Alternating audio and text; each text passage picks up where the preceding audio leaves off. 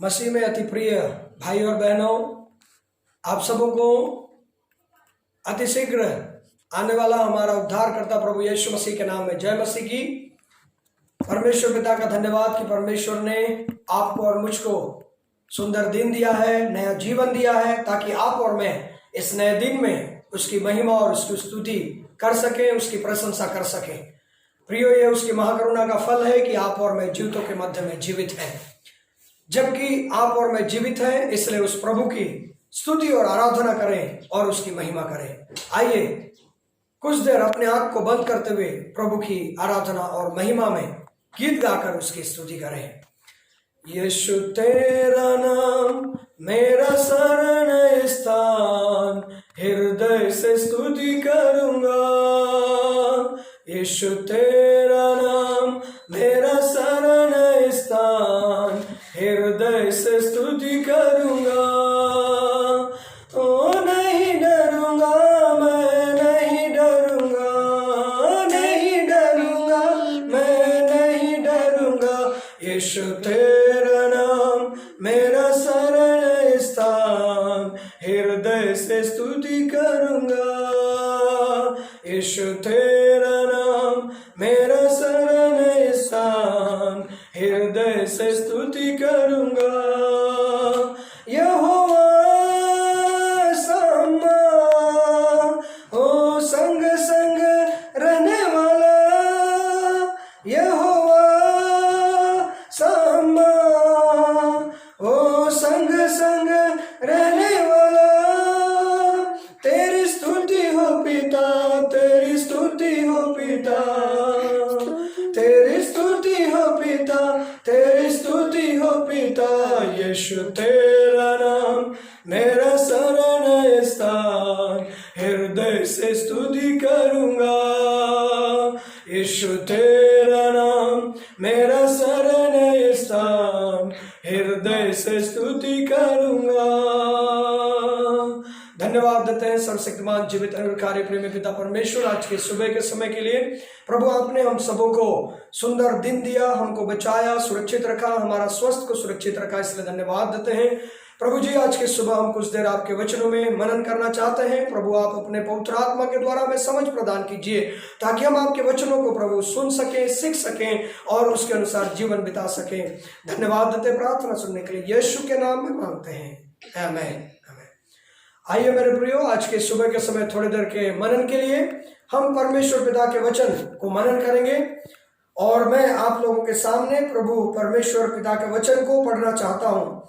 और आज पवित्र शास्त्र से उस भाग को मैं पढ़ना चाहता हूं जो एजकेल नबी की किताब 48 अध्याय उसका 35 वचन में लिखा हुआ है। यहां पर इस प्रकार लिखा है, नगर के चारों ओर का घेरा 18,000 बांस का हो, और उस दिन से आगे को नगर का नाम यहोवा सामा रहेगा। मेरे प्रियो, आज मैं आप लोगों के सामने यहोवा सामा के बारे में बात करना चाहता हूं। मेरे प्रियो, यहोवा सामा ये इब्रानी भाषा का शब्द है।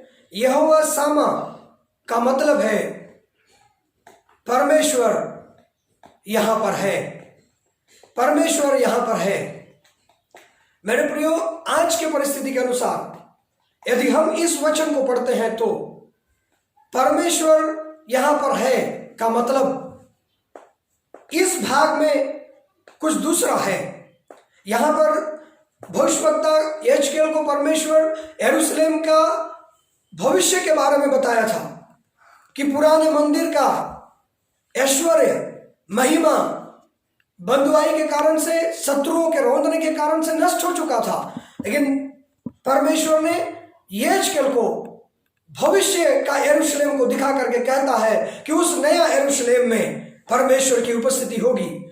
लेकिन मैं आज यहोवा सामा का अर्थ को लेकर के आपको बताना चाह रहा हूं। आज का परिस्थिति बड़ा दुखदाई है, कठिन है। कई लोग मुसीबत और परेशानी में, बीमारी में, दुख में रह करके लोगों का सहायता को मांग रहे हैं, लोगों का उपस्थिति को मांग रहे हैं। वो ढूंढ रहे हैं कि कोई ऐसा उपस्थिति उनके जीवन में हो जो उनके कठिन दौर में उनकी मदद कर सके।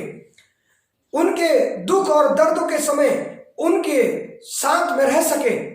लोगों के जीवन में से एक उपस्थिति है, उपस्थिति का चाह है। मेरे प्रियो, आज मैं आपको बताना चाह रहा हूं, हमारा सर्वशक्तिमान पवित्र परमेश्वर पिता प्रभु यीशु मसीह जो आपको और मुझको बनाया है, सृष्टि किया है, आपके और मुझको बचाने के लिए कालवरी क्रूस पर बलिदान हुआ है, वह प्रभु मुर्दों में से जी उठ करके आज भी अपने पवित्र आत्मा के सामर्थ्य के द्वारा आपके और मेरे साथ में रहता है। प्रियो, जब हम पुराने नियम में पढ़ाई करते हैं तब वहां पर पाते हैं परमेश्वर पिता की उपस्थिति इस्राएलियों के पूरे यात्रा 40 साल तक रहा और उनको किसी भी बात की कमी नहीं हुई। जब हम पढ़ते हैं परमेश्वर की उपस्थिति शद्रक, मेशक और अबेदनगो के साथ में बाबुल के देश में रहा, जहां उनको आग के भट्टे में डाल दिया गया, परंतु उनका मोजा तक नहीं जला। वे लोग सुरक्षित रहे क्योंकि परमेश्वर की उपस्थिति उनके जीवन में था। मेरे प्रियो, मैं आप सभी लोगों को कहना चाह रहा हूं, हमारा प्रभु यीशु मसीह नए नियम में भी उन्होंने कहा कि जगत के अंत तक मैं तुम्हारे साथ हूं। मत्ती सुसमाचार 28 अध्याय उसके 20 वचन को पढ़ते हैं तब मिलता है, प्रभु ने कहा कि जगत के अंत तक मैं तुम्हारे संग हूं। यशायाह भविष्यवक्ता की किताब 41 अध्याय उसके 10 वचन को पढ़ते हैं तब वहां पर लिखा है, मत डर क्योंकि मैं तेरे संग हूं। कोई भी व्यक्ति ऐसा नहीं कह सकता। मेरे प्रियो, दुनिया के लोग आपको और मुझको उस समय तक ही साथ देते हैं जब हमारे पास कुछ अच्छा होता है, लेकिन परमेश्वर पिता आपको और मुझको इस जीवन में भी सहायता करेंगे और अनंत काल तक सहायता करते रहेंगे। यदि परमेश्वर पिता की उपस्थिति, प्रभु यीशु मसीह की उपस्थिति आपके और मेरे साथ में है, आप चाहे अकेले में हो, आप चाहे चिंता और मुसीबत के दौर में गुजर रहे हो, ऐसे समय यदि आप अपने हृदय से सच्चे मन के साथ उस प्रभु को पुकारेंगे, कहेंगे, हे प्रभु यीशु, तू यहोवा शामा है, आज मेरे संग में रहना, मैं कठिन दौर से गुजर रहा हूं, वो प्रभु कहेंगे, मैं तेरे साथ हूं, मत डर। मैं आपको कहना चाह रहा हूं, मैं एक प्रश्न करके आपको बताना चाह रहा हूं कि कब परमेश्वर यहोवा हमारे साथ में रहेगा। आमोस नबी का किताब उसके 5 अध्याय 14 वचन में लिखा है कि हे लोगों, बुराई को नहीं परंतु भलाई को ढूंढो, ताकि तुम्हारा यह कहना सच ठहरे कि परमेश्वर यहोवा तुम्हारे संग में है।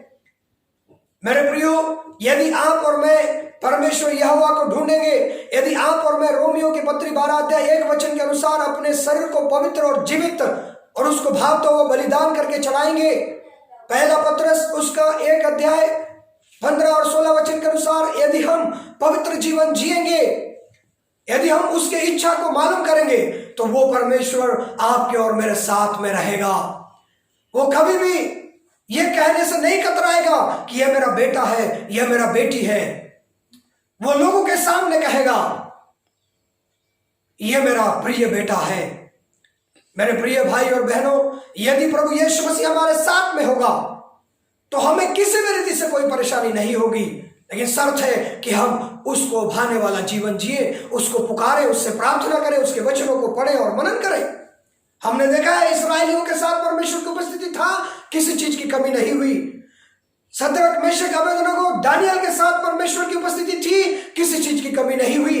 इसलिए मूसा ने भी परमेश्वर से कहा, निर्गमन की किताब में जब हम पढ़ते हैं तब वहां पर लिखा है, मूसा ने कहा, हे प्रभु तू हमारे साथ में चल। तब परमेश्वर ने कहा, मेरी उपस्थिति तेरे साथ साथ चलेगी और तुझे विश्राम देगी। आज भी आपको और मुझको प्रार्थना करने की जरूरत है प्रियो, कि परमेश्वर की उपस्थिति हमारे जीवन में रहे। हमारे कोई भी परिस्थिति क्यों ना हो, उस समय हम उसी का उपस्थिति को चाहने वाले लोग बने। सो आइए अपने आंखों को बंद करें और जीवन भर उसकी उपस्थिति हमारे जीवन में बने रहने के लिए प्रार्थना करें। धन्यवाद देते हैं सर्वशक्तिमान जीवित अनुग्रहकारी प्रेमी पिता परमेश्वर, आपके वचन के लिए धन्यवाद देते हैं प्रभु। आपने हमारे जीवन में अभी तक सहायता और मदद किया प्रभु, और आज हमने आपके वचन को सुना है। आप यहोवा शामा परमेश्वर हैं, हमारे संग संग रहने वाला प्रभु है। आज का परिस्थिति बहुत कठिन है, यहाँ पर प्रभु जी विषम हो चुका है और हमें आपका उपस्थिति का अति आवश्यक है प्रभु। आप हर पल हर क्षण अपनी उपस्थिति को हमारे ऊपर बनाए रखिए और हम पर अपनी करुणा को बनाकर प्रभु हमारे साथ साथ चलिए, हमारा मार्गदर्शन कीजिए। और हमारी सहायता कीजिए ताकि हम आपको भाने वाला जीवन जी सके और आपकी महिमा कर सके। धन्यवाद देते हैं प्रभु प्रार्थना सुनने के लिए, यीशु के नाम में प्रार्थना मांगते हैं, आमीन आमीन। आप सबों को प्रभु यीशु के नाम में जय मसीह की और प्रभु आशीष देवे, आमीन।